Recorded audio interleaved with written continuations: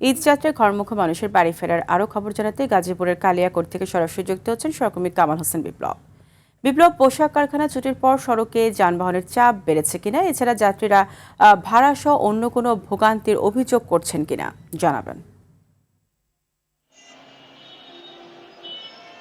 ফারিয়া, আপনি জানেন যে চন্দ্রা উত্তরবঙ্গের প্রবেশমুখ। আপনি 25টি জেলার মানুষ কিন্তু এই চন্দ্রা দিয়ে তাদের প্রতি বছর ঈদ আসলেই বাড়ি যেতে হয়, যার ফলে এবারও কিন্তু এই চন্দ্রা এলাকায় সকাল থেকেই যাত্রীর ব্যাপক চাপ রয়েছে এবং গণপরিবহনের চাপ রয়েছে।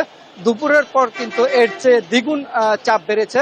আপনাকে বলি, চন্দ্রা গাজীপুর এবং চন্দ্রা নবীনগর মহাসড়ক, দুই মহাসড়কে কিন্তু এই মুহূর্তে গণপরিবহন একদম বন্ধ রয়েছে।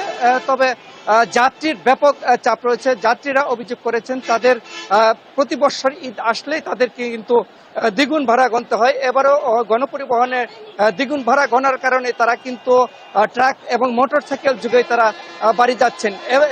তবে আইনশৃঙ্খলা বাহিনীর সাথে কথা বলেছি, তারা জানিয়েছেন বাড়তি ভাড়া নেওয়ার কোনো অভিযোগ পায়নি, যার ফলে তারা কোনো ব্যবস্থা বা সিদ্ধান্ত নিতে পারছেন না। তবে এদিকে যানজট নিরসনে কিন্তু পুলিশ প্রশাসন মহাসড়কে রয়েছে।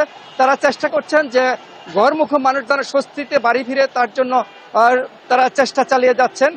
তবে এই মুহূর্তে চন্দ্রা এলাকা জুড়ে 10 কিলোমিটার জুড়ে গণপরিবহনের থেমে থেমে যানজট এবং গাজীপুর মহাসড়কে গাড়ি কিন্তু একদম থেমেই রয়েছে।